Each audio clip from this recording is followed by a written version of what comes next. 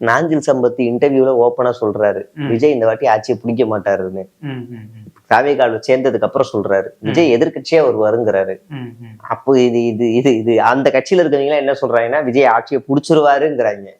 இன்னொன்னு, நாஞ்சில் சம்பத் வந்து வர பொங்கலுக்கு அதிர்சம் ஃபேமஸா முறுக்கு ஃபேமஸான்னு பேசுறது ஒரு டைட்டில் கூப்பிட்டு வாங்க பேசுங்க அப்படின்னா, அதிர்சம் ரொம்ப இனிமையானது, அதிர்சம் சாப்பிட்டால் நல்லது அப்படின்னு டக்குன்னு குறுக்கிட்டு, சார் உங்களோட டாபிக் முறுக்கு அவ்வளவுதானே, முறுக்கு கடிப்பதற்கு கருக்கு முறுக்காக இருக்கும், நன்றாக இருக்கும்னு பேசுவார். நீங்க அவர்கிட்ட என்ன டாபிக் கொடுக்கீங்களோ பேசுவார். இப்ப அவர்கிட்ட கொடுத்துருக்க டாபிக் தாவேகா.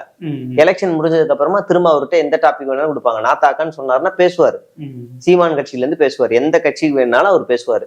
சரி, நாஞ்சில் சம்பத் எந்த தொகுதி தெரியாது, சிடிஆர் எந்த தொகுதி தெரியாது, ஆதவர்ஜுனா எந்த தொகுதி தெரியாது, லயலமணி எந்த தொகுதி தெரியாது, ரமேஷ் எந்த தொகுதி தெரியாது, வேற அருண்ராஜ் எந்த தொகுதி தெரியாது. சரி, இப்ப இவங்களுக்கு எல்லாம் ஃபாலோவர்ஸ் எத்தனை இருக்குன்னா உங்களால சொல்ல முடியும். இன்ஸ்டாகிராம்ல ஃபாலோவர்ஸ் எவ்வளவு அப்படின்னு டக்குன்னு எடுக்க முடியும். செங்கோட்டையன் எந்த தொகுதி? ஈரோடு. கோபி. டக்குன்னு சொல்லிட்டீங்கல்ல.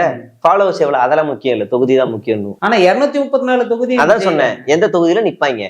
மதுரை மேற்கு விஜய். மதுரை முதல் திருப்பரங்குன்றம் பத்தி குரல் கொடுங்க, அப்புறம் வந்து மதுரை பத்தி நில்லுங்க. மதுரையில வந்து அடிச்சு ஓட விட்டுருவாங்க. நான் மதுரைக்காரன், அடிச்சு ஓட விட்டுருவாங்க. இந்த மாதிரி தற்குறித்தனமான ஆளுங்களாம் உள்ள நுழையிறீங்கன்னா அது மதுரை மண்ணு முற்போக்கான மண்ணு.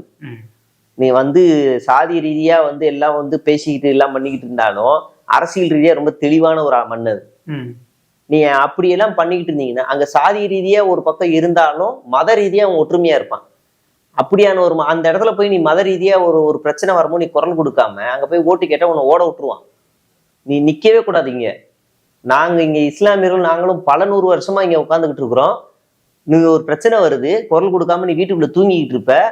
அது இல்லாம முத்துராமலிங்க தேவர் குரு பூஜைக்கு வீட்டுல உட்காந்து போட்டோ போடுவ, உனக்கு நாங்க ஓட்டு போடணுமா அப்படின்னு தென் மாவட்டம் ஓட விடுவோம். நீ அப்படியெல்லாம் வந்து மதுரையில போய் ஏதாவது ஒரு தொகுதியெல்லாம் போய் நின்று ஜெயிக்க முடியாது.